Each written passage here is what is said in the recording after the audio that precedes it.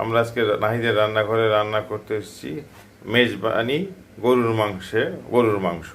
আমরা বলতে আমি ও আমার ওয়াইফ নাহিদ চৌধুরী। আসুন আমরা রান্নাতে চলে যাই। আমরা রান্না করছি রাঁধুনি রেডিমিক্স মেজবানি গরুর মাংসের মশলা দিয়ে। এখন আমরা দেব গোলমরিচ, দারচিনি, বড় ছোট এলাচ ও লবঙ্গ। এরপর দিয়ে দিলাম তেজপাতা, এরপর পেঁয়াজ কুচি। এখন দিয়ে দিলাম পরিমাণ মতো সরিষার তেল। এখন দিয়ে দিচ্ছি আমরা পরিমাণ মতো লবণ। এখন দিচ্ছি টক দই পরিমাণ মতো। এখন আমরা দিয়ে দিচ্ছি মেজবানি গরুর মাংসের মশলা, পুরো সম্পূর্ণ প্যাকেটের মশলাটি দিয়ে আমরা ভালোভাবে ম্যারিনেট করে নেব।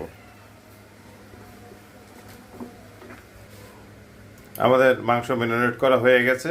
এখন আমরা এটি ঢেকে দেব, ঢেকে চুলা অন করে দেব।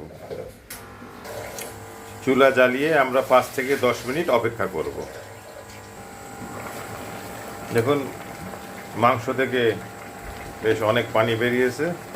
এই পানি দিয়ে আমরা মাংসটা কষিয়ে নেব।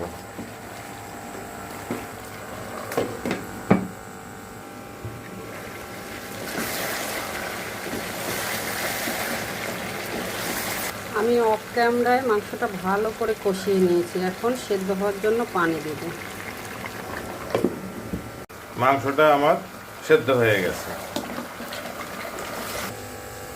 আমরা এখানে পরিমাণ মতো সরষের তেল দিয়ে গরম করে নিয়েছি। এখন আমরা পেঁয়াজ বেরেস্তার জন্য পেঁয়াজ কুচি দিয়ে পেঁয়াজ বেরেস্তাটা করে নেব। আমরা এখন রাঁধুনি মেজবানি মশলার সাথে যে দ্বিতীয় প্যাকেটটি ছিল সেই মশলাগুলি দিব এবং 10-15টি কাঁচামরিচ দিয়ে দিলাম এটি। এবং আমরা গরম মশলা ও জিরা গুঁড়াও দিয়ে নিয়েছি পরিমাণ মতো।